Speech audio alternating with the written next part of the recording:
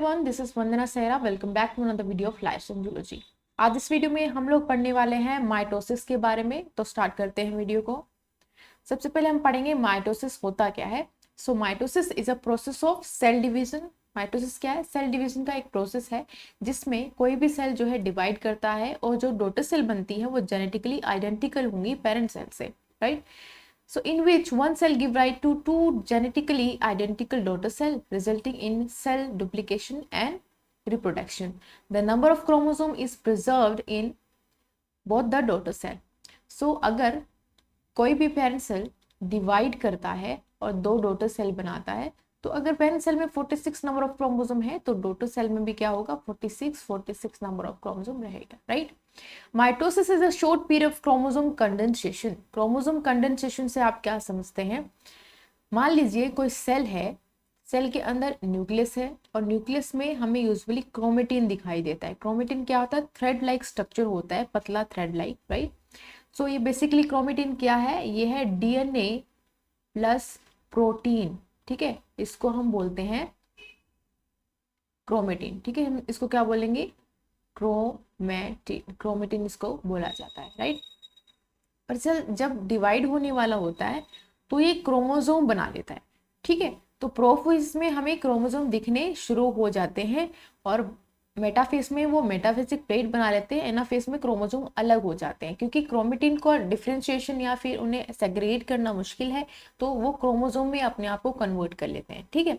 तो अगला आता है सेग्रीगेशन, यानी कि अलग अलग होना। तो एनाफेज में क्रोमोसोम अलग अलग हो जाते हैं, ठीक है? क्रोमोसोम कंडेंसेशन हुआ और सेग्रीगेशन हुआ एंड साइटोप्लाज्मिक डिवीजन, यानी कि साइटोकाइनेसिस हो जाता है लास्ट में। तो ये होता है माइटोसिस में। क्रोमोसोम कंडेंस हो जाते हैं, सेग्रीगेट कर जाते हैं और लास्ट में साइटोप्लाज्मिक डिवीजन हो जाता है, right? The mitosis occur in somatic cell. Somatic cell से आप क्या समझते हैं कि जर्म सेल को छोड़ करके जो भी हमारी बॉडी में सेल है हम उनको सोमेटिक सेल बोलेंगे। तो यूजुअली सोमेटिक सेल में माइटोसिस प्रोसेस देखा जाता है and it is a means of multiplication of cell number during embryogenesis in plant and blastogenesis in animal cell, right? तो embryogenesis और blastogenesis में भी क्या होता है? माइटोसिस होता है। नेक्स्ट है स्टेजेस ऑफ माइटोसिस। तो माइटोसिस में कौन कौन से स्टेजेस आती हैं? पहला है प्रोफेज, दूसरा है मेटाफेज, तीसरा है एनाफेज एंड लास्ट में आता है टीलोफेज, राइट? तो बेसिकली यहाँ पे हम क्या देख रहे हैं? हम देख रहे हैं यहाँ पे न्यूक्लियस का डिवीजन, ठीक है, जिसको हम बोलेंगे कैरियोकाइनेसिस, ठीक है? तो हम इसको बोलेंगे कैरियोकाइनेसिस, राइट? क्योंकि यहाँ पे न्यूक्लियस का डिवीजन हो रहा है। और साइटोकाइनेसिस जहाँ पे साइटोप्लाज्म का डिवीजन होता है।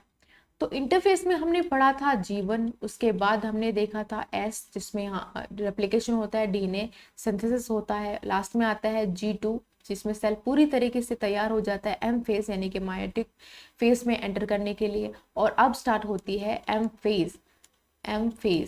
और M फेज में फर्दर 4 स्टेजेस आती हैं जो अभी हम पढ़ रहे हैं, प्रोफेज, मेटाफेज, एनाफेज और टीलोफेज। अगर प्रोफेज की बात करें तो आप यहाँ पे डायग्राम में देख सकते हो। प्रोफेज में यूजुअली जो क्रोमेटिन होता है वो कंडेंस हो जाता है, क्रोमोसोम आपको दिखने शुरू हो जाते हैं यहाँ पे प्रोफेज में। और ये जो देख रहे हो आप सेंट्रियोल, जिससे क्या होता है? स्पिंडल फाइबर निकलेंगे।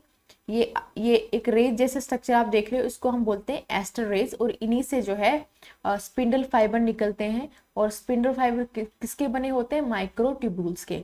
और यहाँ पे जो सेंट्रियोल है वो अपोजिट पोल पे जाने शुरू हो जाएंगे। तो यहाँ पे क्या क्या चीजें हो रही हैं? आपका जो क्रोमेटिन है वो कंडेंस कर जाएगा, क्रोमोसोम यहाँ पे बनने शुरू हो जाते हैं, जो सेंट्रियोल है वो अपोजिट पोल पे जाने शुरू हो जाते हैं। उसके बाद आते हैं प्रोमेटाफेज। तो प्रोमेटाफेज क्या है कि मेटाफेज स्टार्ट होने से पहले और प्रोफेज खत्म होने के बाद एक स्टेज आती है जिसको हमने टर्म दे दिया प्रोमेटाफेज, जिसको आप लेट प्रोफेज भी बोल सकते हो। तो यहाँ पे भी सर्टेन चेंजेस होते हैं, जैसे कि स्पिंडल फाइबर जो है अटैच हो जाता है क्रोमोसोम से और एक तरीके का बैक एंड फोर्थ हमें मूवमेंट दिखाई देगा क्रोमोसोम को, तो जिसको हम प्रोमेटाफेज में पढ़ते हैं। मेटाफेज आता है अगला, उसमें आप देख रहे हो कि प्लेट्स बन जाती है, ठीक है? मेटाफिजिक प्लेट जिसको हम बोलते हैं, इस तरीके से। अब ये बनना इसलिए जरूरी है ताकि इक्वल डिवीजन हो सके, आधे क्रोमोसोम एक पोल पे जाएंगे, आधे दूसरे पोल पे जाएंगे। तो इसीलिए ये अरेंजमेंट जरूरी है। एनाफेज में क्या होता है, सेग्रीगेट कर जाते हैं, आधे क्रोमोसोम एक पोल पे, आधे क्रोमोसोम दूसरे पोल पे चले जाते हैं, ये है एनाफेज। टीलोफेज, ये लास्ट आता है टीलोफेज। तो यहाँ पे जो है वापस से प्रोफेज का एकदम उल्टा होता है टीलोफेज। यहाँ पे वापस से जो क्रोमोसोम थे वो क्रोमेटिन में बनने शुरू हो जाएंगे, और सेंट्रियोल जो स्पिंडल फाइबर है उनका कुछ काम नहीं रहा तो वापस से वो डिसअपेयर होने शुरू हो जाएंगे। और लास्ट में आता है साइटोकाइनेसिस। यहाँ पे ये साइटोकाइनेसिस यानी कि यहाँ पे लास्ट में होता है साइटोप्लाज्म का डिवीजन, और यहाँ पे 2 डॉटर सेल बन जाएंगी, राइट। तो 4 स्टेजेस हमको डिटेल में पढ़नी है, prophase, metaphase, anaphase and telophase. सबसे पहले पढ़ेंगे प्रोफेज। प्रोफेज में क्या होता है, the appearance of thin thread like condensing chromosome. तो यहाँ पे क्रोमोसोम क्या करेंगे, अपीयर होने शुरू हो जाते हैं प्रोफेज के अंदर, ठीक है। The chromosome in the prophase is composed of 2 coiled filament, the chromatid. तो यहाँ पे हमें क्या दिखेंगे, क्रोमेटिड, ये सेंट्रोमियर है और ये क्रोमेटिड, जिसको हम सिस्टर क्रोमेटिड भी बोलते हैं। क्योंकि एस फेस में क्या देखा था हमने कि अमाउंट डबल हो जाता है, डीएनए सिंथेसिस होता है, तो उसमें यही काम हो रहा होता है, राइट। तो ये इसी की कॉपी है जिसको हम सिस्टर क्रोमेटिड बोलते हैं। अब ये बनना क्यों जरूरी है, क्योंकि फाइनली हमें 2 सेल बनाने हैं तो इसमें इक्वल नंबर ऑफ क्रोमोसोम जाना जरूरी है, ठीक है। तो एक चीज आपको ध्यान रखनी है कि नंबर ऑफ क्रोमोसोम नहीं बढ़ता है, नंबर ऑफ क्रोमोसोम सेम ही रहेगा, अमाउंट बढ़ जाता है, ठीक है। Which are the result of replication of DNA during S phase. जो एस फेज में हमने देखा था डीएनए सिंथेसिस होता है वो इसी वजह से होता है, right. As prophase progress, the chromatid becomes shorter and thicker, and 2 sister chromatid of each chromosome are held together by a special DNA containing region called centromere. ये जो आप रीजन देख रहे हो इसको हम बोलेंगे सेंट्रोमियर। और इसी सेंट्रोमियर पे जो है एक डिस्क लाइक स्ट्रक्चर होती है दोनों तरफ, जिसको हम बोलते हैं काइनेटोकोर, ठीक है। इसको हम बोलेंगे काइनेटोकोर। स्पिंडल फाइबर जो है वो इसी पे अटैच करते हैं, right. Similarly, the chromosome approaches the nuclear envelope, causing the central space of the nucleus to become empty. अब प्रोफेज में क्या होता है कि जो क्रोमोसोम आप देख रहे हो यहाँ पे, ये धीरे धीरे जो है न्यूक्लियर एनवेलप के पास आने शुरू हो जाते हैं, और बीच का जो स्पेस होता है वो एम्प्टी यानी खाली हो जाता है। In the meantime, the 2 pair of centrioles surrounding the microtubule radiating in all direction migrate to opposite pole of the cell. अब ये सेंट्रियोल जो हैं ये आप देख रहे हो, ये अपोजिट पोल पे जाने शुरू हो गए हैं, ठीक है। ये इस तरफ जाएगा और ये इस तरफ जाएगा, क्योंकि फाइनली स्पिंडल फाइबर इन्हीं से निकलेंगे, ठीक है। और जो है ये अटैच करेंगे स्पिंडल फाइबर क्रोमोसोम से। अब सेंट्रियोल क्या होता है, अगर आप इसका डिटेल में वीडियो देखना चाहते हो तो डिस्क्रिप्शन में मैं लिंक डाल दूंगी, उसमें आप देख सकते हो सेंट्रियोल क्या होते हैं। और ये जो स्ट्रक्चर आप देख रहे हो इसको हम बोलते हैं एस्टर रेज। अब इसी से निकलेंगे स्पिंडल फाइबर जो कि माइक्रोट्यूब्यूल के बने होते हैं। Lastly during prophase the nucleolus gradually disintegrate and this mark the end of the prophase. Last में जो न्यूक्लियोलस है न्यूक्लियस के अंदर वो डिसइंटीग्रेट होना शुरू हो जाता है, इट मीन्स ये एंड है प्रोफेज का, राइट। तो ये सारे प्रोसेस कहाँ हो रहे हैं, प्रोफेज के अंदर होते हैं। क्या होता है, जो क्रोमोसोम है वो कंडेंस होने शुरू हो जाते हैं, सेंट्रियोल अपोजिट पोल पे जाने शुरू हो जाते हैं, और न्यूक्लियर मेम्ब्रेन जो है वो डिसइंटीग्रेट होनी शुरू हो जाती है, और जो सेल ऑर्गेनल है वो भी डिसइंटीग्रेट होने शुरू हो जाते हैं प्रोफेज के अंदर, राइट। बट माइटोकॉन्ड्रिया नहीं होता है क्योंकि हमें एनर्जी की जरूरत पड़ती है, तो माइटोकॉन्ड्रिया यहाँ पे रहेगा, बट जो बाकी सेल ऑर्गेनल है एंडोप्लाज्मिक रेटिकुलम या फिर गोल्गी अपरेटस वो यहाँ पे डिसइंटीग्रेट होने शुरू हो जाते हैं, न्यूक्लियस भी यहाँ पे डिसइंटीग्रेट होना शुरू हो जाता है। ये सारे प्रोसेस कहाँ हो रहे हैं, प्रोफेज में। ओके, नेक्स्ट पढ़ते हैं प्रोमेटाफेज। मेटाफेज से थोड़ा पहले और प्रोफेज से बाद में स्टेज आती है prometaphase. Prometaphase is initiated with the breakdown of the nuclear envelope. तो न्यूक्लियर एनवेलप यहाँ पे ब्रेक डाउन हो गया है, which enable the integration of spindle fiber with the chromosome. अब स्पिंडल फाइबर साइटोप्लाज्म में है, राइट।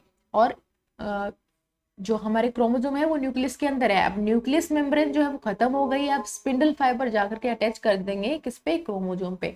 तो ये सेंट्रियोल जो है अपोजिट पोल पे चले गए हैं इस तरीके से, ये सेंट्रियोल्स है अपोजिट पोल पे, इससे स्पिंडल फाइबर निकलने शुरू हो गए हैं। और ये स्पिंडल फाइबर जो है जाकर के कहाँ अटैच करेंगे, क्रोमोसोम पे, क्योंकि जो न्यूक्लियर मेम्ब्रेन थी ये जो चारों तरफ थी वो डिसइंटीग्रेट हो चुकी है यहाँ पे, ठीक है।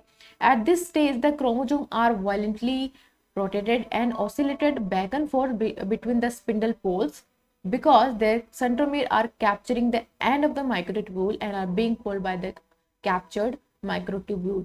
अब यहाँ पे एक तरीके का स्ट्रगल होता है क्रोमोसोम का, क्योंकि यहाँ पे माइक्रोट्यूब्यूल किस पे अटैच करेगा, स्पिंडल फाइबर जो है वो अटैच करेंगे क्रोमोसोम पे, और यहाँ पे थोड़ा सा बैक एंड फोर्थ मूवमेंट होगा क्रोमोसोम का, वो स्टेबल नहीं होंगे क्योंकि वो अटैच कर रहे होंगे स्पिंडल फाइबर से, right. By the end of the prometaphase the sister chromatid are attach to the spindle fibre. तो प्रोमेटाफेज में स्पिंडल फाइबर अटैच कर जाते हैं क्रोमोसोम से on the opposite end are herd on the metaphase plate, जो कि finally metaphase में बनेगी। अब पढ़ते हैं मेटाफेज। इसमें क्या क्या प्रोसेस होता है, nuclear membrane and nucleus completely disappear, पूरी तरीके से खत्म हो जाते हैं न्यूक्लियर मेम्ब्रेन और न्यूक्लियस भी, ठीक है।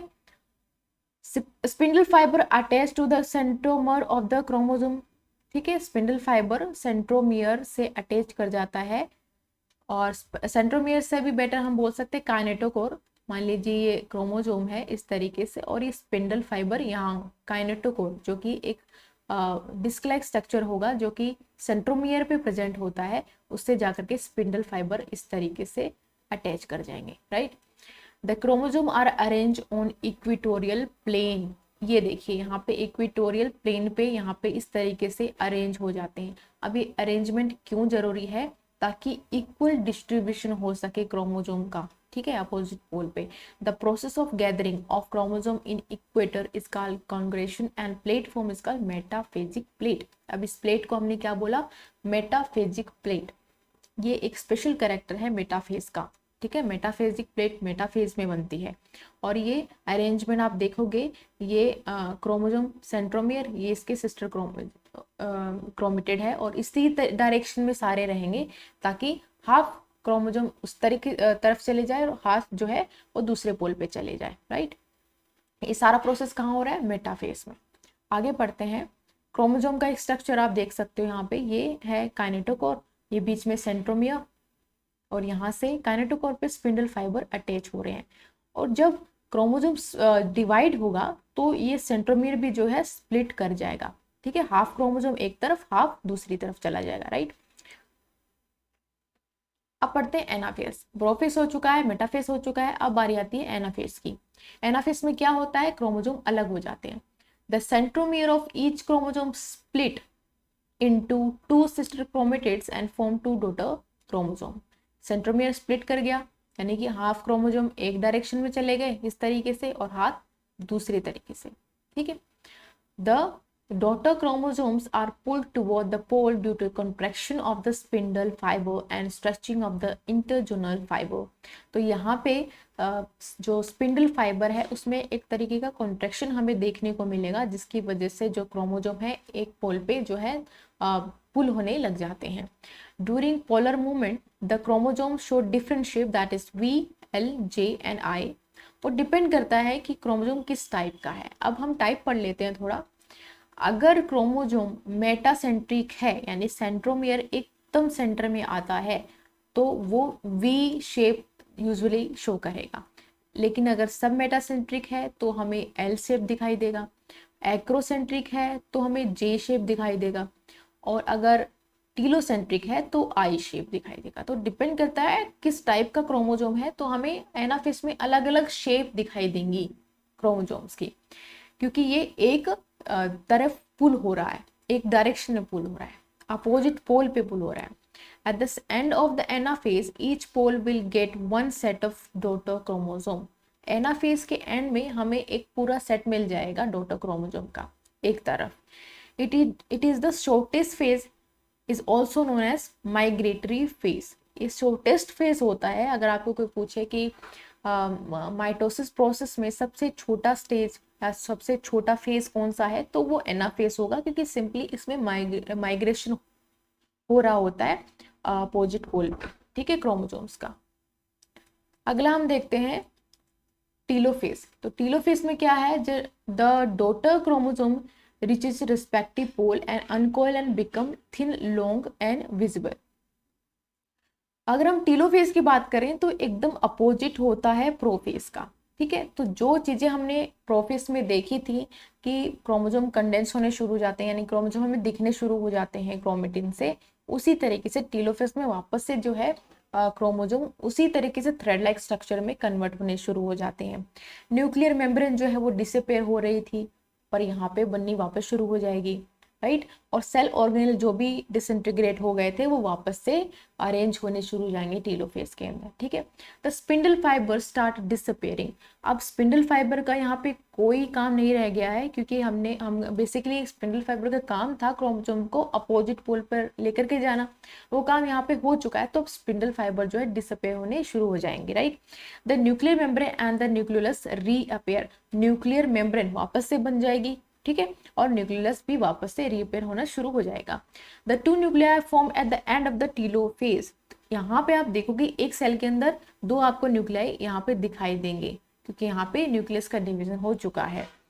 Both the nuclei have the same number of chromosome as parent cell, right, दोनों में सेम नंबर ऑफ क्रोमोसोम होगा। It is the last visible stage of karyokinesis. ये लास्ट स्टेज होगी कैरियोकाइनेसिस। कैरियोकाइनेसिस क्या है, अगेन ये क्या है, न्यूक्लियस का डिवीजन है। तो प्रोफेज, मेटाफेज, एनाफेज और टीलोफेज जो है वो कैरियोकाइनेसिस की स्टेजेस हैं। यहाँ पे न्यूक्लियस का डिवीजन हो रहा है। And it is also known as reorganisation phase, क्योंकि यहाँ पे सेल अपने आप को वापस से रीऑर्गेनाइज कर रहा है, तो हम टीलोफेज को रीऑर्गेनाइजेशन फेज भी बोलते हैं, राइट। तो ये प्रोसेस है टीलोफेज के अंदर। ये सारी चीजें कहाँ हो रही है, टीलोफेज में हो रही है। क्या क्या हो रहा है, वापस से जो है स्पिंडल फाइबर गायब होने शुरू हो जाएंगे, न्यूक्लियर मेम्ब्रेन वापस से हमें दिखाई देगी, न्यूक्लियोलस वापस से बनना शुरू हो जाएगा, राइट। और एक सेल के अंदर आपको दो न्यूक्लियाई दिखाई देंगी, राइट। ये सारे प्रोसेस कहाँ है, टीलोफेज के अंदर। नेक्स्ट आता है साइटोकाइनेसिस। साइटोकाइनेसिस क्या है, cytokinesis is the division of cytoplasm, यानी कि यहाँ पे साइटोप्लाज्म डिवाइड करेगा। In plant cell cytokinesis occur by cell plate, क्योंकि उसमें सेल वॉल प्रेजेंट होती है, तो वहां पे सेल प्लेट की वजह से जो है साइटोकाइनेसिस होगा। During cytokinesis many granular matrix formed by the Golgi apparatus या Golgi body and endoplasmic reticulum accumulate in the equatorial plane. These granular matrix form cell plate, यानी कि अगर हम किसी सेल की बात करें, मान लीजिए ये प्लांट सेल है और यहाँ पे बीच में गोल्गी बॉडी और एंडोप्लाज्मिक रेटिकुलम क्या करेंगे, ग्रेनुलर मैट्रिक्स सिक्रीट करेंगे, जिसकी वजह से सेल प्लेट का फॉर्मेशन होता है, और इसी सेल प्लेट की वजह से सेल यहाँ पे डिवाइड करेगा। सेल प्लांट सेल में क्या होता है कि अंदर से बाहर की तरफ सेल डिवाइड करता है, क्योंकि यहाँ पे सेल प्लेट का फॉर्मेशन दो सेल के बीच में होता है, ठीक है। तो पहले क्या होगा, यहाँ पे सेल वॉल बनेगी, उसके बाद जो है सेल मेम्ब्रेन का फॉर्मेशन यहाँ पे होगा, राइट। तो ये सेल प्लेट की वजह से जो है पॉसिबल हो पाता है। बट हमारे अंदर यानी कि एनिमल सेल के अंदर किसी भी तरीके का सेल वॉल नहीं होता, तो यहाँ पे सिंपली क्लीवेज फर्क की वजह से सेल डिवाइड कर जाता है, और यहाँ पे जो है बाहर से अंदर की तरफ जो है डिवीजन हो जाएगा सेल का, राइट, इस तरीके से।